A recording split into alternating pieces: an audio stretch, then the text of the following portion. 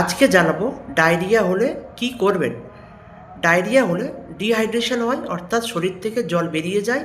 2 নম্বর, electrolyte imbalance হয়ে যায়। তাই ডায়রিয়া হলে যেটা করতে হবে, নাম্বার 1, বেশি করে ওআরএস খেতে হবে। 2 নম্বর, ছোটো ছোটো বাচ্চারা তারা মায়ের দুধ খাবে বেশি করে। নাম্বার 3, লিকুইড জাতীয় খাদ্য বেশি করে খেতে হবে।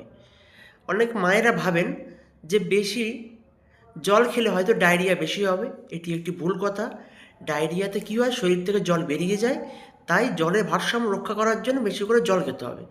ঘরোয়া পদ্ধতিতে বাড়িতে 1 গ্লাস জলে 1 চিলতে লবণ, সাথে 1 চামচ চিনি ভালো করে মিশিয়েও স্যালাইন ওয়াটার করে বাড়িতে খেতে পারেন। ডায়রিয়া হলে এখনও কিন্তু মানুষ মারা যায় যদি সঠিক ট্রিটমেন্ট না হয়। সেটা কিন্তু অবশ্যই সেদিকে খেয়াল রাখতে হবে। নাম্বার 2, এই সময় স্পাইসি খাবার, ফাস্ট ফুড বা মাছ মাংস বা হাই রিচ খাবার সেগুলো কিন্তু না খাওয়াই ভালো। ভিডিওটি ভালো লাগলে অবশ্যই চ্যানেলটি সাবস্ক্রাইব করুন।